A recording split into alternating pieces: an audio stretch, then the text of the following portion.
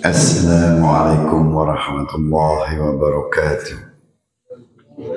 Bismillahirrahmanirrahim. Alhamdulillahi rabbil alamin. Wassalatu wassalamu ala ashrafil anbiya'i wal mursalin. Sayyidina Muhammad wa ala alihi wa sahbihi ajma'in. Rabbi shrah li sadri wa yassir li amri wahlul 'uqdatam min lisani yafqahu qawli. Subhanaka la ilma lana illa ma 'allamtana innaka antal alimul hakim. Wala haula wala quwwata illa billahil aliyil azim. Rabbi yassir wala tu'assir wa tammim bil khair. Tuan Imam, Tuan Bilal, Tuan Pengurusi, Jatan Kuasa Masjid Kampung Parit Kasih, Tuan-tuan Haji, tuan-tuan para jamaah yang saya hormati sekalian. Alhamdulillah, syukur kita kepada Allah SWT. Pada petang malam ini kita diketemukan bagi sama-sama kita memenuhi masa yang selepas maghrib hingga ke isya, iaitu memenuhi masa lapang antara maghrib hingga ke isya, sebagaimana saranan Rasulullah SAW kepada sahabat, supaya jangan mensia-siakan waktu maghrib hingga ke waktu isya. Maknanya kita boleh isikan dengan perkara-perkara yang boleh mendekatkan diri kepada Allah SWT. Salah satu daripadanya ialah majlis tazkirah yang diadakan pada malam ini. InsyaAllah sikit tazkirah yang saya akan sampaikan ianya akan menjadi peringatan dan memberi manfaat dalam kehidupan kita, insyaAllah. Tuan-tuan para jamaah yang dirahmati Allah sekalian, sebelum itu marilah kita sama-sama membaca ummul kitab. Mudah-mudahan majlis kita ini dalam keredaan serta rahmat Allah SWT. Al-Fatihah. A'udzubillahi minasyaitonirrajim. Bismillahirrahmanirrahim. Alhamdulillahi rabbil alamin. Ar-Rahmanirrahim. Maliki yaumiddin. Iyyaka na'budu wa iyyaka nasta'in. Ihdinas siratal mustaqim. Siratal ladzina an'amta 'alaihim ghairil maghdubi 'alaihim waladdallin. Kita baru saja melepasi perayaan korban. Hari raya korban telah kita lepasi dan masing-masing telah melaksanakan korban. Mudah-mudahan korban yang kita laksanakan itu diterima oleh Allah SWT. Dan pada malam ini kita berkorban lagi, tuan-tuan, dan kita sama-sama mengorbankan masa. Sedikit masa kita korbankan untuk kita duduk dalam majlis ilmu. Dalam surah Nisa, dalam surah An-Nisa ayat yang ke-36, coba mari kita hayati dan perhatikan ayat Quran yang berbunyi, A'udzubillahi minasyaitonirrajim. Wa'budullaha wa la tusriku bihi syai'an wa bil walidaini ihsanan wa bizil qurba wal yatama wal masakin wal jari dzil qurba wal jari dzil junubi was sahibi bil janbi wa ibnis sabil wa ma malakat aymanukum innallaha la yuhibbu man kana mukhtalan fakhura. Ayat 36 surah Nisa. Jadi kalau kita baca, mungkin kita dah selalu baca, cuma kita tidak pernah lihat ataupun kita jarang melihat artinya, arti ayat tersebut. Mana?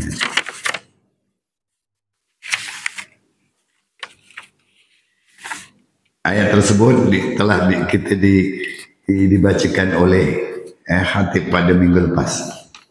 Minggu lepas dibacakan ayat tersebut.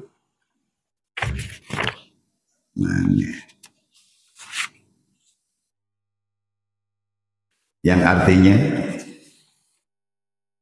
wa'budullah wa la tusriku bihi syai'an. Wa'budullah, Allah Ta'ala menyeru kepada kita, wahai orang-orang yang beriman kitalah, dan hendaklah kamu beribadat kepada Allah. Ya, wa'budullah itu ialah dan hendaklah kamu beribadat kepada Allah. Ya, wa'budullah. Wa'budullah itu maknanya dan hendaklah kamu beribadat kepada Allah, dan janganlah kamu mempersekutukannya dengan sesuatu apa jua. Wala tusriku bihi syai'an, jangan kamu menyekutukan dengan sesuatu apa jua. Allah Ta'ala menyeru kepada kita supaya kita beribadat kepada Allah. Wa'budullah. Itulah tugas kita sebagai hamba Allah, tuan-tuan. Tugas kita sebagai hamba Allah ini tidak lain hanya untuk beribadah kepada Allah Ta'ala. Dalam firman yang lain berbunyi, wa ma khalaqtul jinni wal ins illa liya'budun. Tidak aku jadikan jin dan manusia melainkan untuk beribadah kepadaku. Jadi kita kena faham bahawa kita dijadikan Allah Ta'ala itu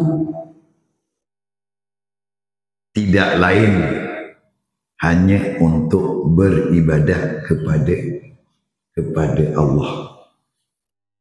Cuma kita ni jangan sempitkan pemikiran kita. Kita kena luaskan. Kena buka minda.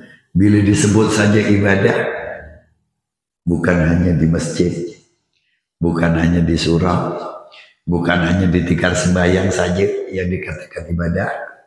Ya, ibadah itu setiap perlakuan kita yang mendekatkan diri kepada Allah Ta'ala, yang kita memberi ingat kepada Allah Ta'ala dengan menghampirkan diri kepada Allah Ta'ala, itu adalah ibadah. Setiap perkara yang kita lakukan itu adalah ibadah yang mendekatkan diri. Maknanya bukan yang mengerjakan perkara-perkara yang dilarang oleh Allah Ta'ala. Selagi perkara itu adalah perkara yang diharuskan, apatah lagi suruhan Allah Ta'ala, maka itu adalah ibadah. Itulah tujuan kita dijadikan oleh Allah SWT, yang disebut sebagai tidak aku jadikan jin dan manusia melainkan untuk beribadah kepadaku. Jadi seruan itu bukan hanya kepada manusia, bukan saja kepada kita, bahkan kepada jin. Jin pun seruan itu kepada jin untuk beribadah kepada Allah SWT. Jadi kita kena fahamlah, jadi ibadah itu apa yang dikatakan ibadah. Bukan saja ibadah itu sentiasa duduk dalam masjid, sentiasa duduk di atas tikar sembahyang. Bahkan kita bekerja mencari nafkah ibadah, berbelanja untuk membeli barang-barang keperluan, itu juga ibadah. Bermasyarakat ibadah. Apatah lagi duduk dalam majelis ilmu, itu adalah ibadah yang afdal. Jadi ibadah itu luas, dia punya tafsirannya luas. Tidak aku, dan hendaklah kamu beribadah kepada Allah saja. Tidak ada kepada yang lain-lain. Dan amarannya, amaran dia, apa dia amaran Allah Ta'ala, dan janganlah kamu mempersekutukannya dengan sesuatu apa jua. Jangan mempersekutukannya walau dengan apa jua. Maknanya kita jangan sama ada menyamakan, sama ada kita memuji yang lain daripada Allah Ta'ala, ya. Itu maknanya mempersekutukan. Tidak seperti orang bukan Islam, ya. Orang bukan Islam dia mempersekutukan Tuhan, mempersekutukan Allah Ta'ala. Pokok kayu dia punya tempat ibadah, ya. Binatang, perkara-perkara yang ganjil dia juga sebagai ibadah, patung dan sebagainya, itu jadi penyembahan. Itu maknanya mempersekutukan. Kalau kita tanya orang kafir, siapa yang menurunkan hujan, siapa yang menghidupkan kamu, dia tahu, Tuhan Allah. Tuhan Allah. Ini Tuhan Allah punya kuasa, dia tahu. Tapi dia percaya lagi kepada yang lain. Maknanya kita kena berhati-hati. Berhati-hati. Pertama, yang kita di masyarakat kita masyarakat kita zaman-zaman lampau yang kita selalu berbomoh dan sebagainya. Jangan sampai kita mengatakan bomoh, kita katakanlah kita minta tiup-tiup dengan air dan sebagainya. Kita jangan cakap bomoh itu pandai. Itu kita kena jaga. Jangan kita berkata sesuatu dia yang lebih pandai lah, maknanya memuji dia kepandaian dia. Jadi segala apa yang kita minta itu adalah daripada Allah Ta'ala. Cuma sebab lantaran saja seseorang itu. Itu je. Itu larangan Allah Ta'ala. Kita perlu jaga dalam perkataan, perbuatan, dan ataupun niat kita. Kerana ia melibatkan kepada terpesongnya akidah kita. Baik. Dan hendaklah kamu berbuat baik kepada kedua ibu bapa. Dan hendaklah kamu berbuat baik kepada kedua ibu bapa. Wa bil walidaini ihsana wa bizil qurba wal yatama wal masakin, yaitu dan berbuat baiklah kamu kepada kedua ibu bapa. Mungkin di sini ini yang kita nampak muda ni cuma 2 orang, 3 lah. Pengurusi ni pun muda juga ni. Yang lain-lain tu semua dah senja-senja. Termasuk saya ni dah senja dah. Sebab nilai dia mahal. Nilainya dah mahal. Sebutannya pun dah warga emas. Emas kan mahal. Sekarang 1 gram dan 310 ringgit. Mahal. Emas 916 dah 310 ringgit. Jadi nilai orang yang dah sedia-sedia ni lebih mahal. Makin mahal. Payu mahal. Payu mau lagi. Jajal gelem tak golek ke. Kerek gelem orang ni.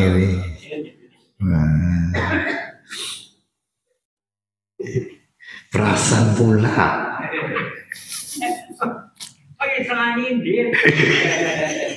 Yolah. Terus aku yang emas. Sekarang ni orang tua kan disebut warga emas. Emas tu mahal. Kita kena berbuat baik kepada kedua ibu bapa kita. Nah, mungkin ada di antara kita yang cakap, saya dah tak ada bapa, saya tak ada emak. Apa dulunya tak ada bapa? Apa dulunya tak ada emak? Keluarnya terus besar. keluar yang terbesar ni anak bulu betul dia. Dalam cerita apa tu Laksmana Doremi. Tu keluar daripada buluh terus jadi tuan putri. Kalau kita keluarnya daripada kecil, besar, dewasa dan sampai tua. Jadi kita disuruh berbakti kepada orang tua kita tidak ada limit.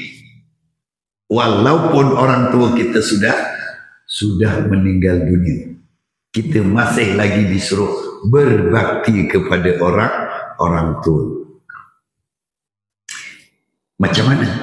Kalau dulu kita berbakti kepada orang tua dengan menziarahi, ya, tolan ni bapak kita paling ora seminggu sekali dulu kewarasan ni, tengok mak kita kewarasannya, dapat tengok muka pun, kita tengok muka mak kita pun dah dapat balik. Tengok muka saja dengan wajah yang menyenangkan. Melihat ibu kita dengan wajah yang menyenangkan, itu juga ibadah. Ya tuan-tuan. Apatah lagi kalau kita melakukan sesuatu kebaikan. Tetapi bagi ibu bapa kita yang telah tiada, maka kita melakukan dengan amalan. Kalau kita melakukan amalan, itu adalah berbakti kepada orang tua kita. Sebab anak-anak peninggalan ibu bapa kita ni sebagai waris, dan kita ini adalah harta pencen akhirat orang tua kita. Kita ni harta pencen. Pencen orang tua kita lah. Gitu. Jadi setiap pergerakan perlakuan yang baik, datangnya akan baik kepada roh bapa kita. Kalau perbuatannya kita perkara yang dilarang oleh Allah Ta'ala, maka datangnya pun tempiasnya dapat kepada roh bapa kita. Jadi begitulah. Jadi kalau melakukan kebaikan, itu adalah suatu perkara yang dinamakan berbakti kepada kedua ibu bapa. Itu yang disebut sebagai hendaklah kamu berbuat baik kepada kedua ibu bapa. Meneh-meneh kita anak wong lanang. Anak lanang ni, anak lanang sampai disebut nang Nabi sallallahu alaihi wasallam dalam hadisnya, al jannatu tahta aqdamil ummahat. Al jannatu tahta aqdamil ummahat. Surga itu di bawah telapak kaki ibu. Jadi siapa yang ada ibu nanti balik jangan tengok kaki mak kita pula, mana surganya. Contoh ni mak surga ni, kok ustaz yang ngomong surga di bawah telapak kaki ibu. Maknanya kita jangan berbuat derhaka kepada mak kita. Kerana keredoan ibu adalah redha Allah Ta'ala. Redha ibu, redha Allah Ta'ala. Contoh satu cerita yang berlaku pada Al-Aqamah. Al-Aqamah kan ada pernah cerita kan? Pernah dengar cerita tak? Al-Aqamah ni orang yang para sahabat Nabi, orang yang kuat beribadah. Ibadahnya kuat. Sembayangnya apa semua kuat beribadah. Cuma satu ketika tu dia melebihkan kasih sayangnya kepada istrinya daripada ibunya. Mak ku cili hati. Mak cili hati. Jadi bila cili hati, mak pun caranya koyo mendekel hati ni, cilik hati, iyalah kecil hati. Dia doa dengan apa Allah Ta'ala jangan matikan dulu. Selagi dia belum dapat suatu balasan di dunia. Dipendekkan cerita, bila Alqamah ini sakit, sakit sampai kepada saat nazaknya, dia tak boleh nak syahadat, tak boleh mengucap, mati. Tak boleh mengucap. Jadi sahabat pelik. Ialah dia seorang sahabat Nabi, ibadahnya bukan macam kita. Dia ibadah banyak kuat. Tapi bila nazar tak boleh lepas. Jadi para sahabat kan berbincanglah. Tanya dengan Rasulullah, masa itu Rasulullah masih hidup, masih ada. Ya Rasulullah, sekarang ni Al-Alqamah tengah nazar, tapi dia tak boleh mengucap ya Rasulullah. Rasulullah pun datang tengok. Bila Rasulullah datang tengok, Rasulullah dia orang yang kasar, dia boleh tengok, boleh nampak, boleh tahu dia punya penyakit, dia tahu. Dia terus tanyalah dengan sahabat-sahabat di sekeliling dia, adakah Al-Alqamah ini masih ada ibu? Ada ya Rasulullah. Panggilkan ibu dia. Jadi sahabat panggil ibunya. Bila sahabat panggil ibunya sampai di situ, Nabi pun tanya dengan ibunya, wahai ibu, ampunkanlah berilah maaf pada si Al-Alqamah ni. Kata ibunya pun, tidak. Mohon aku orang maaf ke dia. Dia nyelik ke hatiku. Dia buatkan kecil hati aku. Sebab dia cuma lebihkan kasih sayangnya dengan istrinya.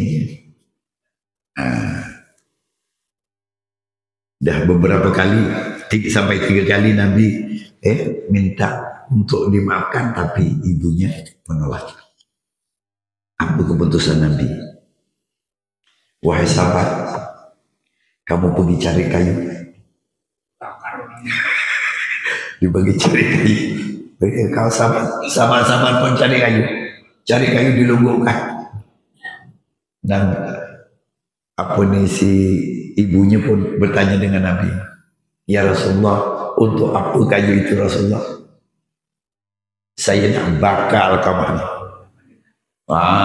Barulah meraup ibunya, jangan Rasulullah, janganlah dibakar anak saya. Kalau gitu saya ampunkanlah, saya maafkanlah kesalahannya. Dengan lafaz maaf ibunya tadi, Allah SWT mengkabulkan doa ibunya. Terus dia pada mengucap, terus pada mengucap. Itu cuma sikit aja kesalahannya dengan ibunya. Jadi kita itu sebagai tauladan kita, sebagai peringatan kepada kita lah. Maknanya kita mana tahu kita mana yang masih ada ibu, jangan kita berkasar dengan ibu kita. Yalah, kadang-kadang orang tua kan, orang tua ni bila dah tua macam Wak Juki ni belum tua lagi. Ya tu kadang-kadang melakukan sesuatu tu kita dah buat, kita perasaan kita betul, tapi dia kata tak betul. Ikut aja lah, jangan tak payah cakap apa-apa. Kalau kita saking malas nak lain, kita ikut aja cakapnya. Ini orang tu, orang tu kita. Kadang-kadang mungkin perlakuan dia itu Allah Ta'ala buatkan begitu untuk menguji kita sebagai anak. Nak tengok kesabaran anak, macam mana anaknya. mak kaya mono mana nak mak wis tuwek sing jenis go pempes sing jenis ora iso maring jaman dewek jajal delok anake. Kita suruh ingat masa biyen cilik kita dicewoki. Waktu itu kita tak tahu apa-apa pun.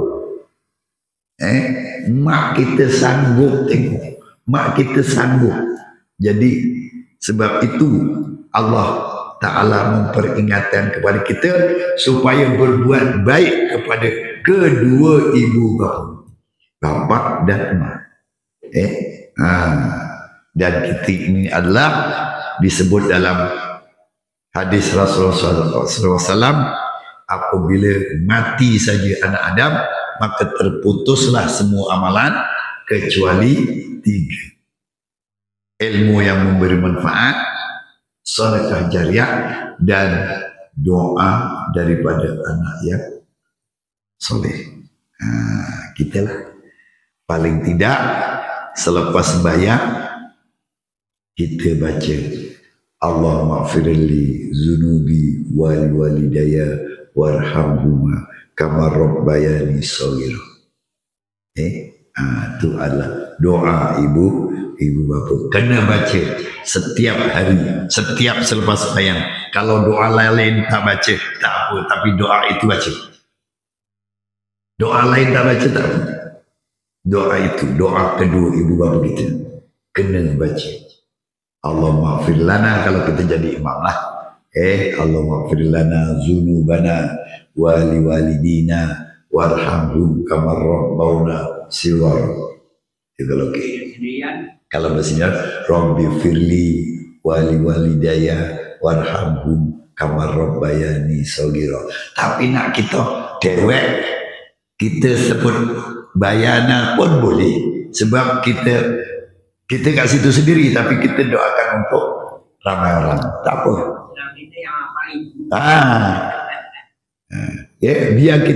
Biar kita baca ramai untuk baca, kita seorang baca untuk ramai, jangan kita ramai baca untuk seorang. Gitu. Gitu. Wong buri ngomong kok kedekut tamuan wong ki. Baik. Itu dua ibadah. Maknanya peringatan kepada kita lah. Saya tuan-tuan sama. Saya anak laki-laki, tuan-tuan anak laki-laki. Baik.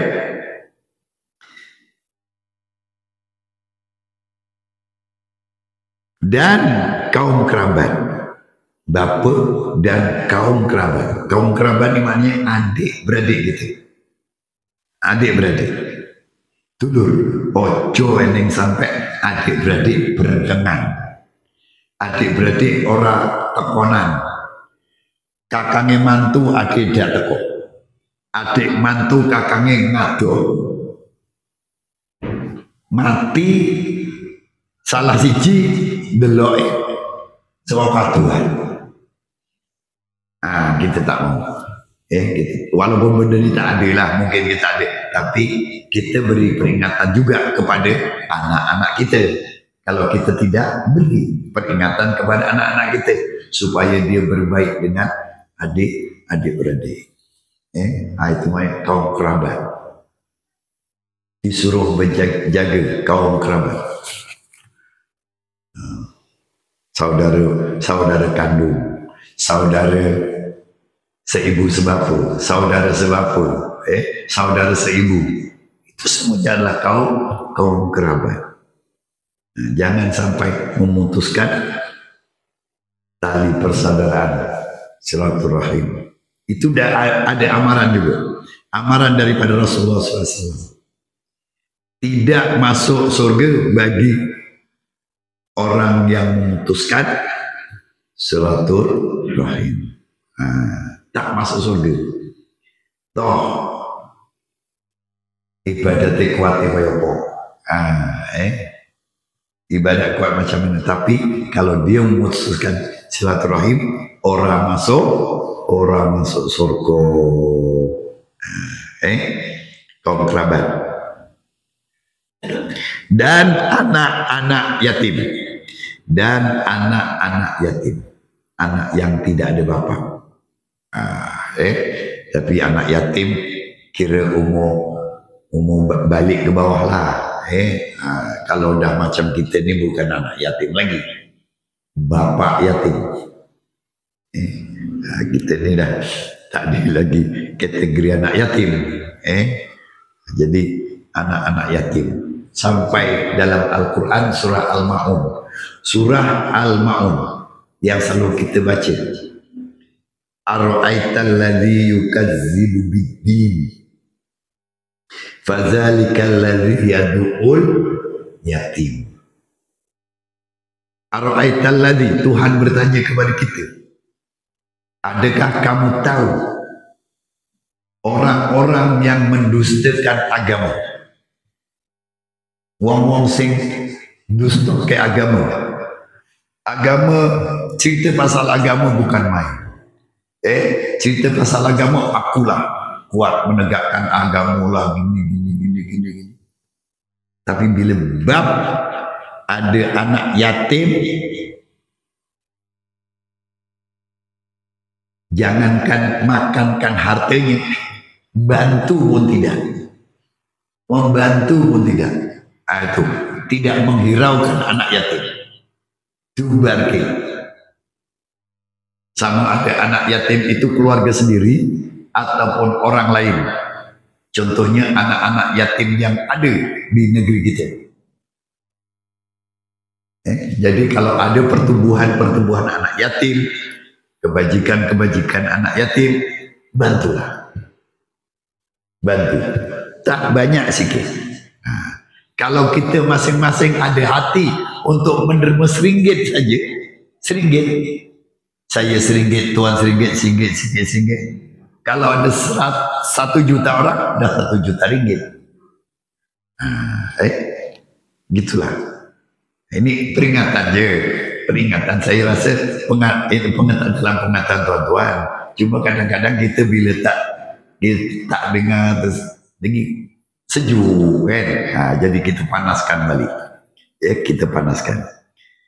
Wala yahuddu ala ta'amil miskin. Siapa orang yang mendustakan agama? Ara'aital ladzi yukadzibu bid-din fadzalikal ladzi yad'ul yatim. Mereka itu adalah orang-orang yang tidak menghiraukan ataupun orang-orang yang mengabaikan anak-anak yatim. Itulah orang yang mendustakan agama. Cakap agama saja, cerita agama kuat, tapi bila bab anak yatim dia tak peduli, tidak memperdulikan anak yatim. Dan jiran tetangga yang dekat dan yang jauh, rakan sejawat, orang musafir yang terlantar dan juga hamba saya yang kamu miliki. Baik, jiran tetangga. Selain daripada anak yatim tadi, jiran tetangga. Tolong. Meneh-meneh paling kasih. Umai cepat-cepat. Melakukan paling kasih ayam. Kono eneng rumah, kini eneng rumah. Walaupun banyak lorong tikus. Masuk sana lorong rumah, masuk sini lorong rumah. Kamu baik kasih aja. Yang dia punya lorong, dia banyak rumah-rumah. Macam taman. Jadi amaran peringatan Allah Ta'ala supaya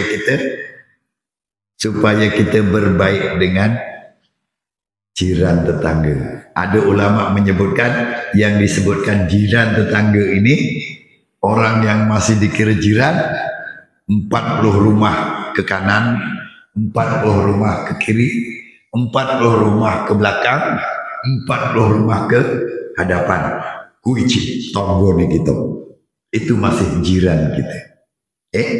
Jadi kita kena berbaik-baik dengan jiran. Kan ada satu cerita yang mana dia seorang tukang kasut. Tapi dia berbaik dengan jiran. Niat dia nak pergi haji tapi dia tak sempat pergi haji. duit dia didermakan untuk jirannya yang tidak ada makanan, Allah Ta'ala iktiraf dia itu telah mendapat haji mabrur walaupun dia tidak pergi haji.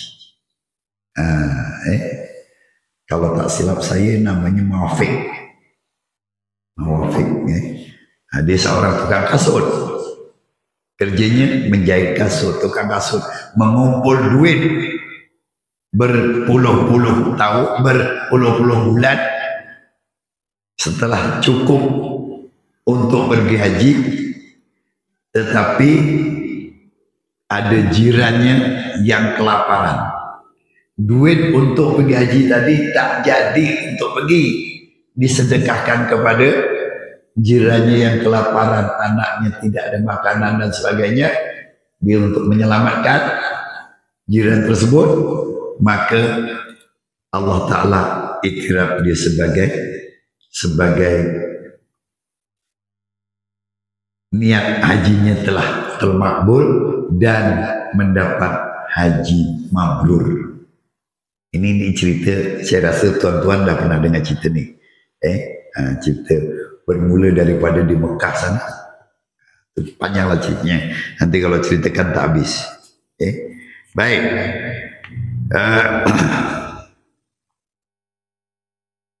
Jiran tetangga jauh dan dekat. Rakan sejawat. Sahabat kita kena berbuat baik. Sehingga kan Nabi menasihatkan kita ni kalau nak berbuat baik ni bukan sahaja kepada sahabat kita yang kita kenal, bahkan kita disuruh menyambung persahabatan ayah kita dulu. Ayah kan biasanya orang tua kan ada sahabat konco-konco sing apik. Bapak kita dua konco sing apik dia. Kita kon nyambung, maknanya kon ziarah koncone bapak kita. Ziarah. Kalau dia masih ada lagi, kita disuruh ziarah, tanya kampung. Lepas tu selalulah berhubung dengan dia. Kerana dia dulu sahabat bapak kita. Sahabat bapak kita. Kita sebagai anak kepada bapak kita disuruh menyambung persahabatan itu, perhubungan, persaudaraan lagi. Gitu. Bukan saja hanya sahabat kita saja yang kita kenal, kita selalu mana sahabat kita yang kamcing, kita selalu hubungi. Paling tidak pun zaman sekarang gunakan telefon. Sekarang dah tak masalah. Kalau tak dapat berjumpa pun gunakan handphone. Jangan jadikan handphone kita itu sebagai phone bag. Tahu tak phone bag? Phone bag. Telepon bag. Handphone itu maknanya telepon tangan. Jadi sentiasa kat tangan. Kalau sahabat telepon terus angkat. Sahabat telepon angkat. Yang ada kadang-kadang sahabat saya cukup pantang. Kalau saya telepon, dia orang tak angkat. Nanti saya balas. Kalau dia telepon saya tak angkat. Betul. Dan tentu telepon itu adalah alat telinga kita sekarang ni. Zaman sekarang telepon itu alat perhubungan paling mudah. Dia boleh tak angkat. Okeylah tak angkat, tak apalah. Itu kita mungkin dia tengah ada sesuatu kerja, tapi nanti dia call baliklah kita. Dia call balik kita ataupun WhatsApp tak apa. Maknanya dia respon kita. Dia tak terus langsung tak ada respon langsung. Jadi saya balaslah kalau saya telefon orang 2 kali, sekali, 2 kali, 3 kali dia tak angkat, memang saya terus saya tak telefon balik. Kalau dia telefon saya pun tak angkat. Kalau dia telefon banyak kali baru saya angkat. Maknanya mustahak betul lah tu. Tapi kalau tuan-tuan nak hubungi saya, Tuan-tuan hubungi saya, tak kisah. Bila-bila masa. Kalau saya tak angkat, 2 je yang saya tak angkat. Kalau saya tak angkat telefon, cuma 2. Waktu sembahyang, waktu saya tidur. 2 je. Lain, insyaAllah. Kalau saya tengah, kalau tuan telefon saya tak jawab salam, katakan dia, Assalamualaikum, saya tak jawab, saya dalam tandas. Maknanya saya dalam tandas. Jadi telefon saya sentiasa ada di samping saya. Bila masa tuan nak hubungi saya, memang ada dapat. Jangan takutlah. Pukul 1 malam, pukul 2 malam pun saya, insyaAllah saya angkat. Saya tidak menghampukan orang akan nak kontak saya, nak hubungi saya. Kita perasaan kalau saya telefon orang tak angkat, sakit hati tahu. Jadi kalau orang telefon saya tak angkat, mungkin orang tu macam tu juga lah. Jadi tuan-tuan yang dirahmati Allah sekalian, jadi kita kena rakan sejawat. Bukan saja rakan, bahkan sahabat bapak kita disuruh menghubungi. Maknanya kita menyambung persahabatan bapak kita. Bukan saja kita, tapi persahabatan bapak kita pun kita disuruh menyambungnya. Bukan habis dia orang meninggal masing, bapak kita dah meninggal, sahabat bapak kita ada lagi, kita pun buat tak tahu je. Paling tidak sesekali kita bagi kabar dia, apa khabar, apa semua. Orang musafir, musafir yang terlantar. Musafir yang terlantar kita jarang jumpa lah. Kat sini musafir terlantar jangan jumpa. Kalau zaman dulu mungkin ada, sebab dulu perjalanan tak ada kenderaan, jalan kaki, nak bian wak cuki, nak kampung gua ni cing ni wak artis. Dia kerjanya melaku, mampir mana tu. Ya kui, ayo. Ujung ni nak bian ni je kena musafir, saiki sore neng. Nak musafir orang dulu. Wis ora payah. Dan juga apa saja kita tak ada. Kita tak ada apa saja lah. Jadi kita hamba saya memang tak ada. Jadi tuan-tuan yang dirahmati Allah sekalian, kita ni dalam hadis Rasulullah SAW ada sebutkan, kita dalam kebahagiaan tu bukan saja bahagia, bukan saja duit banyak, harta banyak. Kadang-kadang harta banyak tak bahagia ada, kan? Tapi antara tanda-tanda kebahagiaan seseorang itu adalah rumah yang luas. Rumah luas, bukan mesti besar, luas, selesa duduk, itu tanda-tanda bahagia lah. Lepas tu jiran yang soleh, untuk jiran sing apik, orang kamrawak, orang gawe-gawe cangkem, jiran yang baik, itu jalan yang soleh. Kalau dapat macam tu. Nek kampung okey lah, kampung. Nak bandar,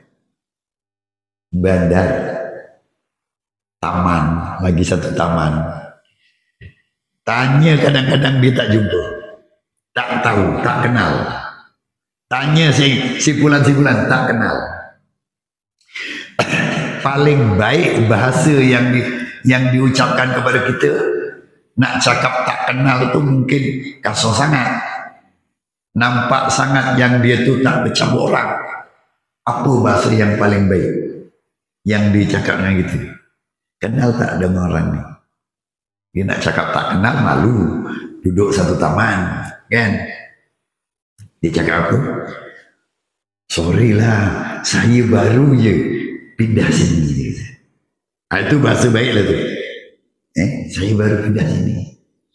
Beza dengan kampung, tuan-tuan. Kampung tempat saya Seri Barum.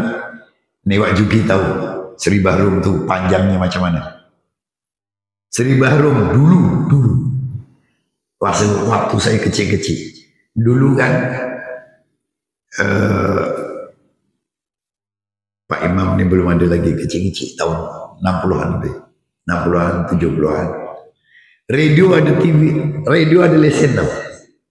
Radio ada lesen. TV pun ada lesen. Lesen TV dengan radio 24 ringgit. Ya? Kalau radio saja 12 ringgit. Oke, sikit lagi. Tapi orang kampung punya apa nih? Kemasyarakatan, dia punya irat. Pemeriksa lesen radio dekat sana, laut sana tu, dekat tambak Seri Baharum, paling gantung dulu sebenarnya. Sana yang dah masuk lesen, pemeriksa lesen radio Seri Baharum semua sampai daripada baru sampai darat tak ada radio. Padahal semua ada radio, tiada rumah ada radio, tapi boleh tak ada radio tu. Punya sepakat dia. Padahal tak ada telefon, tak macam sekarang. Telefon tak ada. Dari mana dia punya berita tu? Maknanya ada salah seorang daripadanya, dia pergi bagi tahu ada pemeriksa. Baiklah tuan-tuan. Sebenarnya seronok tu cerita tu. Jadi tak apalah, setakat ni saja dulu untuk apa majlismu pada malam ini. Jadi mudah-mudahan sedikit tazkirah ini memberi peringatan dalam kehidupan kita, ya. Dan kita tutup dengan tasbih kifarah dan surah As. Bismillahirrahmanirrahim. Subhanakallahumma wa bihamdika asyhadu an la ilaha illa anta astaghfiruka wa atubu ilaik. Bismillahirrahmanirrahim. Wal asri innal insana lafi khusr illa alladhina amanu wa amilus solihat wa tawassaw bil haqqi wa tawassaw bis sabr. Wabillahi taufiq wal hidayah. Wassalamualaikum warahmatullahi wabarakatuh.